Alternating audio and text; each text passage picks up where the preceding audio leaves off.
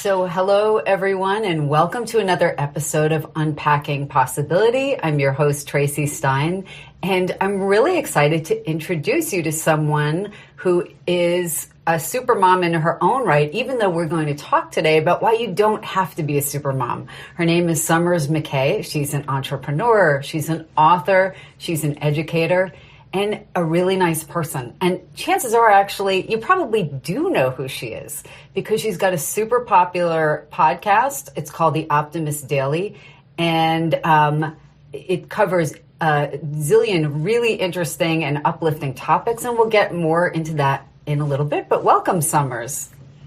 Tracy, it's so lovely to be here. As I mentioned before we got started, I've spent the morning listening to you, and I just feel inspired. You speak to such amazing people, so I am just honored to be in that cadre. Thank you for having me on your conversation in this podcast. Well, thank you for taking time out of your busy schedule because you really are doing it all. And I didn't mention that you're also a mom and you're a pet mom, and yes, you probably do about a zillion other things that I don't even know about yet, but I will by the end of our conversation today, I hope. Well, it was funny. I was updating my LinkedIn profile or my Instagram profile. My children educated me on the relevance of putting pronouns in your profiles, and that it is a really good way of expressing that you are an LGBTQ plus advocate. And I had sort of just not done it. I didn't realize that I needed to do it too. So my kids convinced me to do it, or just educated me that I should do it. And I went in there and I realized that the profile was so me 20 years ago when I was like a mountain climber and a hiker and playing with dolphins and mermaids. And I was like, all right, let's get down to the basics. What am I now today? And first and foremost, I am a mom. I'm a mommy, right? I have a 2-year-old. She just turned 2, who was my first child from scratch. And then I had 2 other children that came with my husband. I feel like I got them sort of partially brewed, but I've been raising, them with my husband for the last 9 years. And so I am a mom. And I think that acknowledgement for women can be really, really challenging because I am also a CEO, and mom does come first. And so, and then in addition, I'm a pet parent. I have a menagerie of animals. We accidentally rescued some kittens from a parking lot 8 weeks ago, and we've got a dog and then 2 other cats, and I love to garden and I love to explore. And while I am all those things I was in my 20s, the adventurer and the mountain climber and the triathlete, those are just like sort of on the waiting table right now. But I think that a lot of women who are professional, who do run companies, we often have to hide the notion that we are also a mom first. And that's part of what I have become very passionate about, is helping women find space and place to be both the mom and the CEO. And the notion of having it all doesn't actually mean doing it all. It means doing what's important. So that's sort of where I sit in the world today, which is a bit different than when I was getting up every morning and doing 20-mile runs and climbing mountains as often as I could. Now I look at them and I look at those pictures and I hit the spin bike when I can. I want to just restate something you just said because it was so perfect, and I hope I get it right. But having it all doesn't mean doing it all. And that is so contrary to the messages we are very explicitly bombarded with, but also really implicitly bombarded with. And so I'm hoping you can talk a little bit more. Maybe I know you talk about supermoms, and if you could define what you mean when you say that and kind of where that term came from. Well, the notion of the supermom sort of came with a step into feminism that was really telling women that you didn't have to choose between work and motherhood, that it was this hyper-inflated notion, superwoman to supermom, and it really became a very eclipsing paradigm for women, where you all of a sudden, every list, every checklist, everything you were supposed to do, you're supposed to feed your kids perfectly and show up at the gym and be on the spin bike and have the great hair and get to work. on time and do 100%, 110% at your job, and you were supposed to be the supermom, was like better than expected, better than all the guys, right? No, we're not only moms, we're super moms. We're not only career women, we're better than the guys. And it ended up really isolating a lot of women, and the notion that we have to be super as opposed to just good, as opposed to just showing up and doing a good job, really has paralyzed a lot of women. When we look at the trajectory for leadership, and a lot of women tap out of leadership roles right around the time that they have young children. Now, I'm fortunate. I'm a later mom. I was already in. I actually was named CEO about 10 days before I delivered my daughter. It's so pretty amazing that I didn't have to step out of that leadership trajectory. But I 100% know 2 years in now, if I wasn't already in this seat, I would, like so many women, not be raising my hand for leadership opportunities, for taking on new projects, because you just don't know how you're going to pull it off. And there's this notion that you have to pull it off better and perfectly, as opposed to just doing a good job, that I think is so paralyzing, because nobody's perfect. We are all so messy. And this is the first time I've brushed my hair in 3 days. And we pretend that we're not, right? We feel like this notion of a supermom, that we have to be perfect. And I just want to tell the world and tell young women who are early in their careers with young children, everyone is messy. Everyone is exhausted. Nobody has any idea how they're going to do it. We don't know how we're going to pull this off. You will, in fact, feed your kids like goldfish one night for dinner, and it's okay. And you will also be late to a meeting and do an only okay job at a project, and that is also okay. You just get, we get to not have to be super. We can just be good. So important, everything you're saying. And I'm having a flood of thoughts that I hope I can organize well enough to ask you in some sort of semblance of order. Well, we've got time, so if it's not in order, it will be. Well, come on back to it. But, you know, I'm very struck by the fact that, you know, I feel like there's a part of us, a part of, you know, most women that kind of has a sense that, you know, this kind of glossy, Instagram worthy, my kids look clean and perfect and well behaved and, you know, perfectly dressed, and you know, the moms look like they, you know, like they should be on a magazine cover, and every picture is happy, and somehow they're also incredibly successful professionally. I'm wondering whether you think the greatest pressure at this point comes from inside, you know, because we are bombarded from that, or the fear of external kind of judgment. I think it's twofold. I think the self-comparisons that we do, you know, my Instagram feed, if you've had a chance to look at it, I pride myself on terrible hair, makeup-free selfies, dark roots, haven't had, you know, because I think that it's so, you know, the messy, but my child is also adorable and she's healthy, and my big kids who aren't on my social media are likewise adorable and healthy. I think that we do create a tremendous amount of comparative pressure when we look at our friends, our colleagues, or people we don't even know on social. Yeah. And I think what we also need to remember is that we only post the good stuff. So they're only posting the good stuff. It's so funny because if we think about, before we even started recording, we were talking about, you know, in my house right now, it looks like my desk is all perfect. But in fact, I have my keyboard sitting on this big plush pillow, and then 2 pillows that my cats normally sleep on here, and then another pillow all around the microphone, because I'm trying to pretend that I live in a perfect recording studio. No, I live in a big, messy place full of animals and kids, and anyone who's listened to a podcast, you've heard the dog barking and the UPS guy show up. And I think Amazon guys actually know to come exactly when you're podcast recording. I actually think it's part of Amazon marketing, right? They're listening through our microchips. But it's amazing how forgiving our audiences can be when they listen to us and they know that even though we're here recording these podcasts with our wisdom, they are in it with us. We are all just as messy and disorganized and forgetful every once in a while as everybody else. Absolutely. And I'm laughing as you're saying that about the Amazon guide, because I had 2 signs made that I stick out in front, and it basically, they're a little funny and a little threatening about not ringing the doorbell right now because my dogs will go nuts and bark for 20 minutes. Yeah.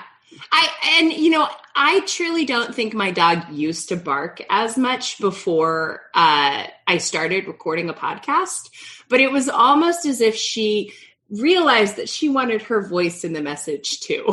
So it's one of the things that we were talking about, and if you've gotten the first part of the audio, you've heard it, but if not, we'll just recap a little bit. But this notion of perfection that women are absorbed with, this notion of supermom, where they have to be super and where they have to do everything meticulously, and their homes and their lives and their children and their careers have to be perfect.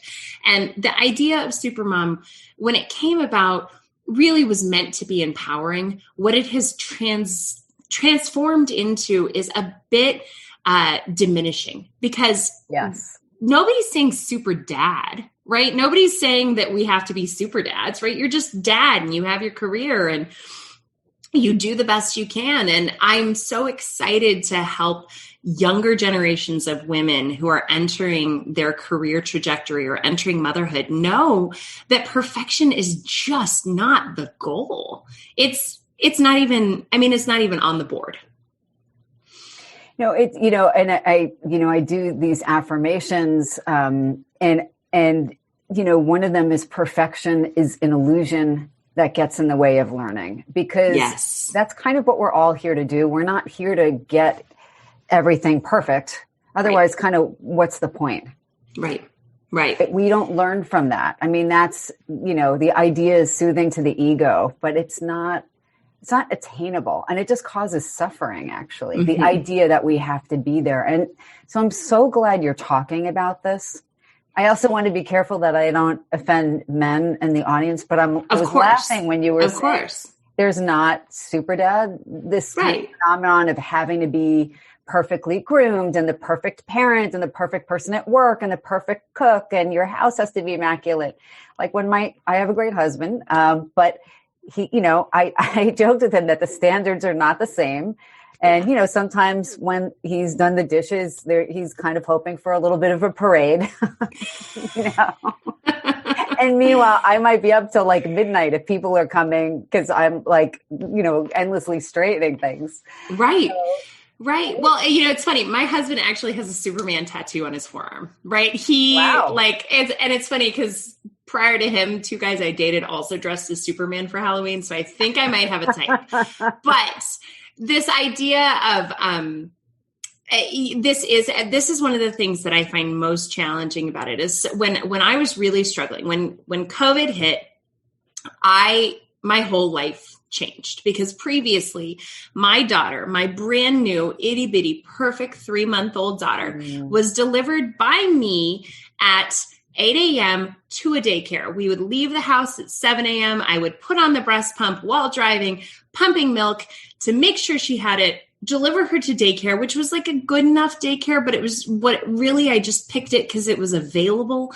And I'd drop her off, and then I'd drop off the milk, and then I'd drive to work, and I'd have 2 meetings, and then I'd sit in the basement of our company because we didn't have a place for me to privately pump, and I'd pump milk, and then I'd have 2 more meetings, and then I'd go for lunch, and then I'd have 2 more meetings, and then I'd pick her up and pump milk and leave at 5. And it was literally the most miserable life I can imagine as a mom. I was trying so hard to do the supermom, to do it perfect. I can get to work. I can look good. My daughter can be cared for.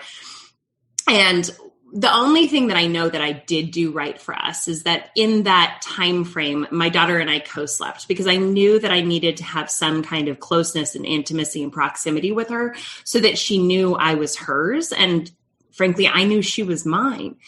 And then COVID hit, and we got sent home. And all of a sudden my office had to deal with the fact that I was going to be sitting in my chair, breast pumping milk on the Zoom call while holding a baby. And I had to completely reinvent how I was going to be a CEO. And it was such a heartbreaking gift, but it was also such a beautiful gift because it was messy and it was hard. And my husband and I split the days. He had the baby from 8 till, first it was 8 till 1, and then it was 8 till noon, and then it was 8 till 11. and I had her in the afternoons. And at that time, all she knew soothing wise was driving, because she and I had spent so much time in the car with these, hour-long commutes both ways. So my husband would just drive up and down the coast with her. Wow. To soothe her, because that's the only thing he could do without me. And now we, eventually about 7 months into COVID, we did at that point feel safe enough to hire out a nanny to come into our home. But we couldn't afford a full-time nanny. We could afford a part-time nanny. And so she took some of the morning hours. She basically gave us a bridge between the time when we could care for our daughter. And it helped me reinvent what showing up to work meant, what doing a good job meant. I was quickly able to abandon the notion of this perfect fitness, perfect appearance, perfect, being the first one to the meeting and the one with the best notes and the best CEO that had ever been invented. And I was able to just say, no, good enough is good enough. And in releasing that pressure of perfection, our business has grown.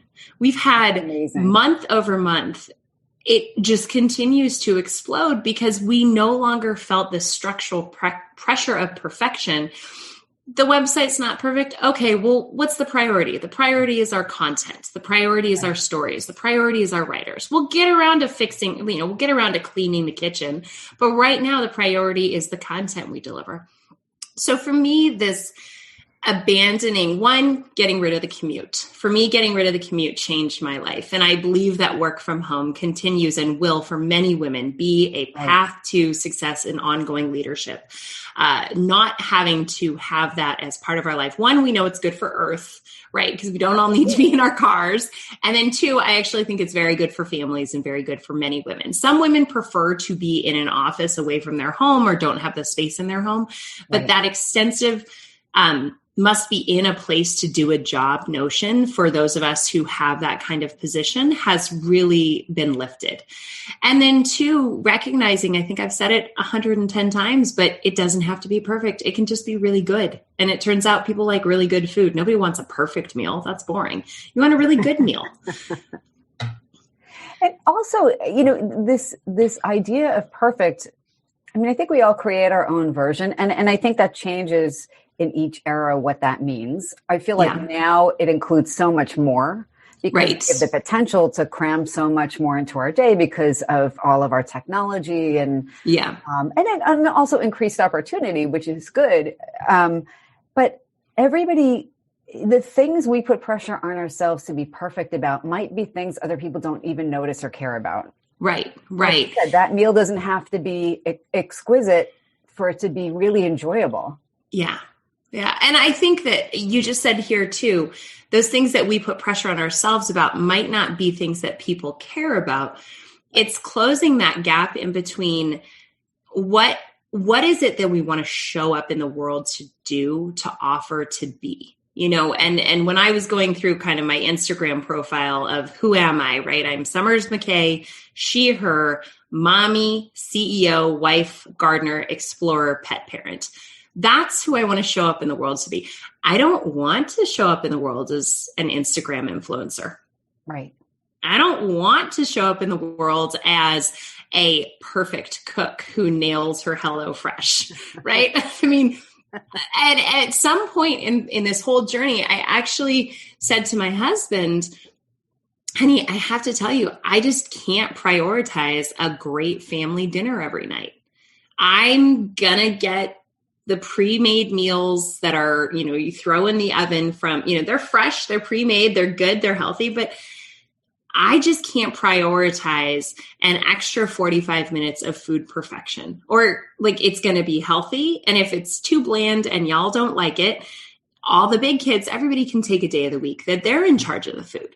Because for me, what's a priority is not that piece. And also, and I will say this with some sort of nervousness, but it also stopped being a priority for me to be super fit. I stopped worrying about, for 2 years, I prioritized breastfeeding my daughter. I prioritized nurturing her. I prioritized getting as much rest as possible. So when, the notion of when the baby sleeps, you sleep is a bit silly, because every mom's like, well, then you don't do anything else.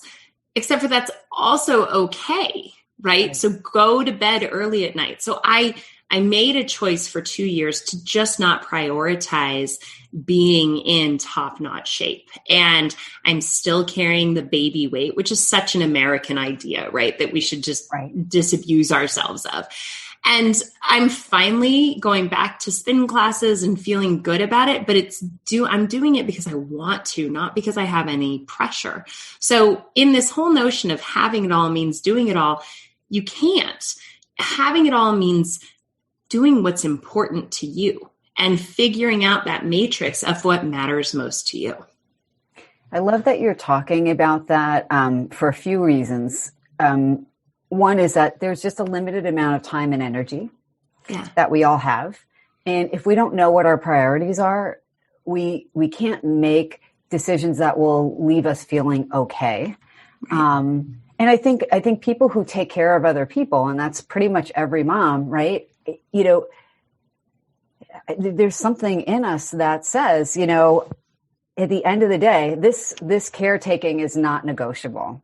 Right. So we have to, juggle a little bit about what else is going to get how much time and energy. And I think it's important, you want to have stuff for yourself, but you also don't want to not do the thing that is most important to you. And so knowing what's important is vital. Exactly. And I think one of the things about Supermom, or one of the things about leaning in, and there's been so many books and stories about women leaning into their careers.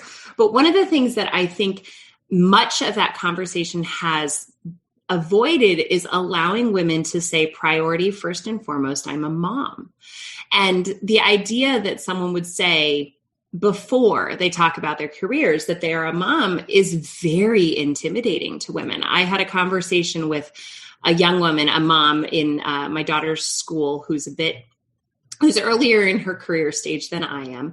And she was saying, she was really reticent to tell any of the other women that she works for and under, all who have children, that she really wanted to prioritize being a mom too. She felt this shame because there's this notion that if you prioritize motherhood, then you must not be prioritizing your work. And that is absolute hogwash, right? It's not either or, and it's not do it all. It is that you can prioritize motherhood. You can love your children. When your child is sick, you go. Right. And as leaders, those of us who are women, mothers further on in our careers, and certainly guys, too, as well, I think we have to lift that pressure we put on people of pretending that we don't also super prioritize our children.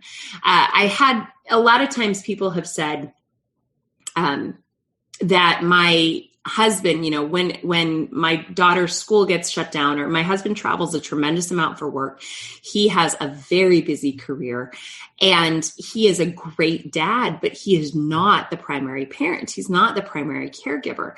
And when people have said, oh, well, your husband, why can't your husband pick her up? Or why can't you? I really look back at those comments and I say, the mark of a woman having a successful career is not tied exclusively to the idea that her partner takes over primary parenting. That's just not true. Right.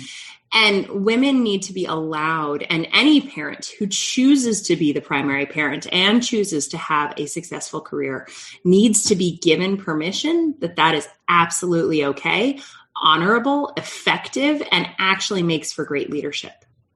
Right. No, it's so true. And those things get negotiated in each couple. Exactly. Exactly. And, you're making me think about a question that had come up earlier as you were talking, because you're kind of alluding to the feedback either that people fear that may or may not come, and then the feedback that people might actually get.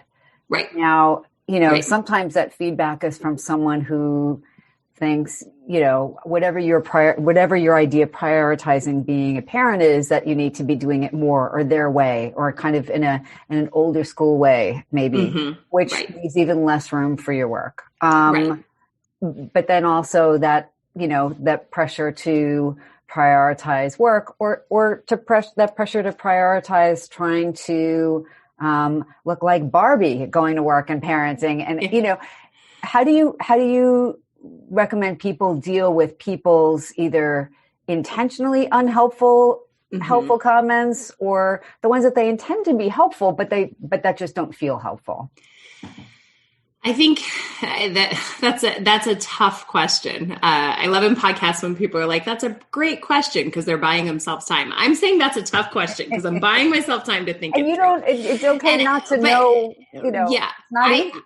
I won't give advice, but I will say my experience. Perfect. And my experience has been that when it first started happening, because when we first moved, we relocated our family to Austin, Texas, and my husband's business was still in California substantially. I was here alone a lot with the baby. She was getting sick constantly at her new school because she'd been COVID quarantined and then thrown in with a bunch of kids. And of course, they all got sick constantly. And I started getting a lot of comments from people that I love and admire who were saying, oh, well, you're basically a single mom. You're basically a single mom. And that hit me so hard because it felt like a judgment on my marriage. It felt like a judgment on my choices of partner. It felt like a judgment on my choices of moving. It felt like, and it really kicked me to the core. I mean, it was gut wrenching every time. But what I realized two things. One, a lot of people were saying it to me because that's actually what I was putting out in the world, right? I was feeling kind of victimed by this situation because I didn't know how to handle it.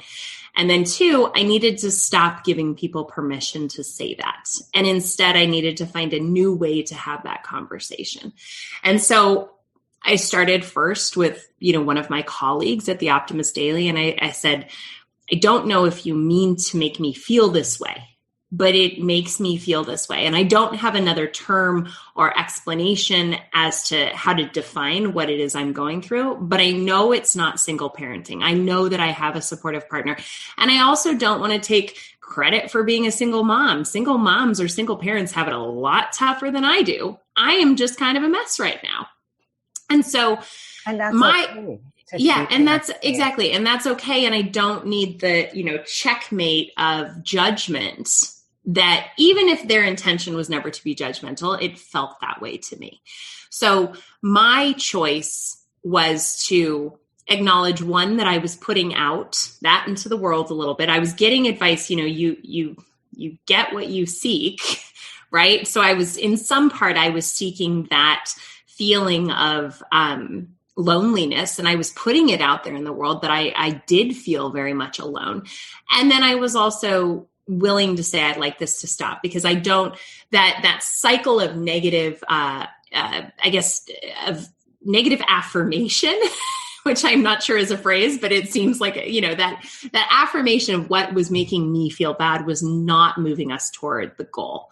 And when I did this, and I did this with colleagues and I did this with friends, and I said, part of what I have been putting out there is this feeling of loneliness, but what I need to stop is the idea that my husband's giving up his career is the answer, because that's exactly what one would say to a woman is like, oh, well, you need to give up your career and be more focused on your family. So evolving the conversation, acknowledging that the advice or feedback is possibly because of what you're putting out, and then changing what it is that you want to come back. What I wanted to come back to me were community solutions, were ideas, was an acknowledgement from my team that it was okay if there was a day I had to go because somebody at the school got COVID and I had to go pick up the baby and she was going to be mine for 5 days. But that they also knew I was going to do a great job at my job. I was going to work at night when she was sleeping. I was going to work in the morning. We were going to have conference calls while I was driving her now in the outskirts, in the fields of Texas as opposed to the coast of California. And what I needed from the world was a positive affirmation that, okay, this is going to look different, but it's going to be okay. And now I sit in a seat very comfortably where it is going to be okay. And every month we're doing better and she's getting better at her routine and my husband's travel. And meanwhile, this is one little thing I will say. While I stopped making it about my marriage and being frustrated with my husband being gone so much, when that man is in town, he is mowing the lawn. The dishes are perfect. It almost is like, well, he's Superman. He's got the tattoo. Yeah, it gave him space. It gave him space to not be in trouble for traveling for work all the time. And instead to be a really great partner to me all the time and a really helpful partner when he's in town. So that's my experience. Take from it the advice you might gain. But know that people will give you feedback that sometimes doesn't feel good. And it's an opportunity to say, what would feel good? What do you need? I love that you were so honest and thoughtful about that process because it's so hard. Because, on the one hand, I think we all just want to be able to express ourselves when we're feeling overwhelmed. And I think sometimes we just want people to get where we're coming from instead of solving it. Yes. Right. Yeah. And sometimes people's efforts at compassion are to empathize with what they feel is the thing that is hurtful to us or the thing that we wish would change. And it's hard. We're human beings. We can both have feelings of stress or resentment or just, adjustment, the adjustment from one way of living to another, one place to another. But I think it's to your credit that you were able to find a way to just say like, this may not be your intention, but this is how it felt. And it wasn't helpful and to know what you needed. It's just so hard. We're all figuring life out one day at a time. Well, I call myself a determined optimist, right? And the company that I run is the Optimist Daily. I host the Optimist Daily Update.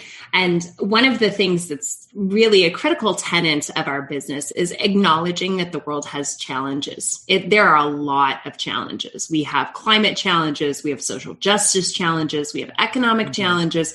And with each and every one of those challenges, there is a solution. And there's an opportunity for a dialogue about solution. And part of why I am so transparent on my social, right? Of course, when I was going through this, I was sharing it on social media and friends were like, oh, she must really be having a hard time because people only show the good stuff on social. And it made me laugh because I was like, no, I'm not having any rougher time than I'm sharing. This is just my reality. This is just my truth. This is me exhausted knowing that life isn't working and we're going to have to just do a quick reinvention. And life and the world are a series of reinventions, right? We have to constantly come up with new solutions. And the only way we're going to do that is if we are transparent about the problems that we face. And I think one of the, whether it is, the headline on the Optimist Daily today, which is about it's an amazing organization called Book Dash that's making South African children's accessibility to books, more equal and taking it out of the, hands of the publishers and putting it into the creators. Or it's a conversation about, so that what that is that's a solution for high levels of illiteracy for Black children in South Africa. Right. That is a solution for a really, really challenging problem that has long-term negative effects on the prosperity of communities and the prosperity of families. But it's a solution. And I think with talking about motherhood and work. And, we all need a new manual for 2021. Nobody knows how to work 2021. Nobody's going to know how to work 2022, whether it's like remembering to record the Zoom call or accidentally, my colleague accidentally locked my other colleague in the office because they went back to a physical office and they locked each other in because nobody knows how to work 2021. But part of it is acknowledging that we just don't, right? We don't, and we have to have conversations about how we can make this new emerging world that we're kind of peering out into a better, more productive, more collaborative, and forward-thinking, solution-focused world. I think it's fantastic what you're doing, and I want to use this opportunity to kind of talk a little bit about your podcast because you're the co-host of the Optimist Daily. You have over 500,000 listeners a week or something? I don't think it's that many a week. I know that we've hit some recent milestones. We get over 1 million views on our content every month. So, but that's in aggregate from the pod and the website and the social. So, I don't have the exact numbers, but yeah, we have kind of an unreal amount of people who are listening to us talk every morning. I mean, first of all, it's amazing that you're doing a daily podcast. I think, until I started this, and I'm lucky if I get something out every week, it's a much newer podcast. I am in awe that you're doing this podcast every day that really touches people. People are thirsting for good news. And your content is really interesting. I listened to a few episodes. And I learned a lot. I learned about everything from sheep grazing near solar farms. Tell me. I love that solution. I love that solution. Pollinator plants and so that one I want to touch on. So this is rethinking design, right? And when we look at the way we design our buildings or our industrial structures, this is rethinking solar farms and recognizing that the area underneath all of those solar panels is actually a really verdant, protected area that can contribute to the overall ecological health of an environment. So that particular solution talked about how grazing cattle, or I think it was grazing goats, right? It might have been goats or sheep, kind of a lower level grazer, as well as planting pollinator plants to assist bee populations. Birds, bees, and bugs are totally my jam. So not just having this big, everybody who lives in California and is driven to Vegas, right? You drive by that ridiculous solar farm and it's just the size of 87 football fields. And the ground is it's like, what else could we do with this space? How can we re-envision this very effective solution, right? This energy solution that couldn't be more perfect for that area because of the massive amounts of sun, but you're also creating an ecosystem underneath that can create more opportunity for a better, and this is all the sort of agroforestry, agro solar, agro industry solution. But that one's really fun to talk about because one of my big things is like wind turbines and determining how to make wind energy more efficient, as well as ensure that we can have a more recyclable wind turbine. Because one of the biggest problems, and you don't even think about this, is that those wind turbines they're made with all this epoxy and fiberglass, and they can't really be used for anything else once they've been retired, but they also get beat up a ton because they're spinning with the wind. Nice. So what do we do with those wind turbines? And there's so many fun design solutions coming out of it. So it's rethinking, these ecological challenges. And the way that Christy and I do it, it's a cup of coffee in the morning. We like to consider it our coffee salon where you hear, about my latest cat escapades and Christy's, Christy's adventures being Christy. And then we talk about these solutions and we share on a daily basis. The Optimist Daily publishes 10 positive news stories every single day. We have a writing team that is worldwide. The only way I could possibly participate in a daily podcast would be because of this unbelievable team we have, right? And we have a format and we have writers and we have a producer and we pull it off. And it is extraordinary that we do. I just get to be on board of the ship. But the conversations are really, really fun. And we've been so honored by people who have written in and just, people we didn't even know. Actually, Christy was asked to officiate someone's wedding. Oh my goodness. It was really, really fun. That's pretty high praise. I know. And because they like the approachability of some of these really big challenges. And, the social justice conversation came with such a flood into media dialogue. And it's so needed to be continued and not radicalized in conversation and not polarized. And social media has just such an offensive way of polarizing things. A news person that I have great admiration for, who runs a regional newspaper, and I are friends on Facebook.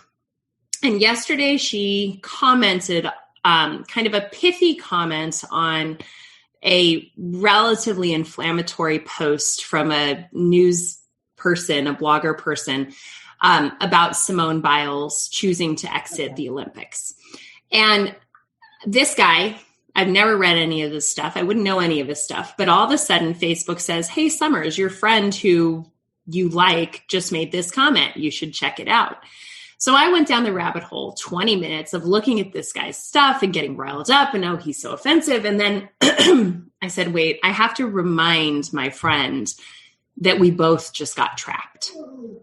And my dog is snoring. That's okay. I like that. I like that your dog is with you. Yeah. And we both got trapped by this downward spiral that happens in social media. And what the Optimist Daily is so committed to is changing that spiral to an upward climb. We don't need to be in this perpetual downward spiral of inflammation, negativity, pithy comments to, checkmate each other with, I just said that, you just said this. Instead, we need to elevate the dialogue to focus on solutions. I love that you said that. And it is, I think it is especially hard now, and social media has both enabled people to be connected in a way that I think has been really important, but has also been a way for people to weaponize misinformation or disinformation or, just inflammation. Yes. Yeah. Beautifully said. And I wanted to touch base on something you said at the beginning of the podcast. And it was just kind of an aside when you were talking about your LinkedIn bio, because I think it's important. You were talking about how your older kids had said, oh, it's really important to be thoughtful about the use of pronouns. And I was looking at my Zoom realizing, oh, I got to get that on there. I'm a little slower to the game, but I'm getting, there, like I'm updating various, Instagram and so forth. But it doesn't cost anything to be compassionate, and being inclusive and thoughtful and compassionate is part of being optimistic and part of making the world a better place to be. And actually, a young family member just came out to my family as non-binary, and that has been challenging for some family members. And the bigger challenge, believe it or not, has been the pronouns. Right. Because, somebody in their 70s or 80s may not understand that. It's so new. Yeah. And I found myself just explaining that, I slip up sometimes too, because in my mind, I remember this person's life before this coming out, and absolutely, and the pronoun that worked then. And, but I said, it's okay if you don't fully understand it, or if it doesn't reflect your lived experience. But what does it cost you to just use a pronoun that lets somebody know that you see them and you honor them and you respect them? And, we could take that thoughtfulness to, like what you were saying about Simone Biles, like how great that she decided to put herself first. Who knows better than she does about what she needs to do? Right. And even if somebody doesn't get it, they don't have to post some horror show about like some show. Super antagonistic. And, whether I will say that it's also like those in support or those against, everybody gets really antagonistic. And right. I read a beautiful piece. So fun fact, I interned with Carrie Strug after her Olympic situation, after her Olympic win and triumph on that terribly dangerous situation. I interned at Entertainment Tonight. I think I was 18 or 19 at the time in college. And, but I read this really beautiful piece remarking on that Carrie Strug, continued to compete under extreme pain.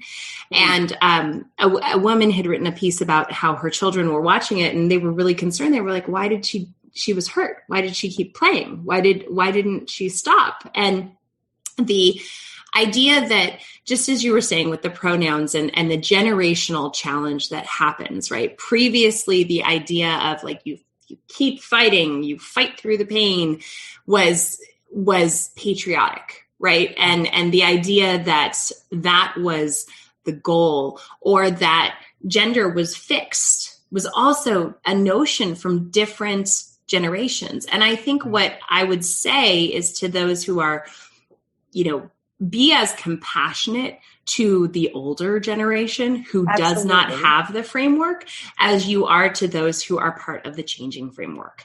Because if we are constantly like, if you're, you see all the time on social media, people who align with your beliefs, and they're so radicalized in their focus of, and you see somebody who says like, I really like X and you really like X too. So you agree with it, but it doesn't mean that I guess I'm not being totally cogent in my thoughts here, but participating in extreme support can be just as isolating as participating in extreme, anti-support, right? We have to be generous to people as this evolves at all generations. We just, being more compassionate and being more thoughtful about how we engage with people virtually, in person, I think would just go such a long way. And I love that, your work for 20 plus years or more, you don't look like you could be that old, but so I'm sure you were like a child. It's all the baby weight. It's the baby weight. No wrinkles. But the idea of do good, do well in your business endeavors. Yeah. Like what we do matters and how we do it matters and what we put out there matters. And in this time of increased social isolation and social tension and polarization, the fact that people can find a resource where they feel like they're connecting to you and Christy, and learning something that they didn't know, that's not using up a ton of bandwidth because it's not hours and hours of content that they have to sit through. You've done the work, you and your team.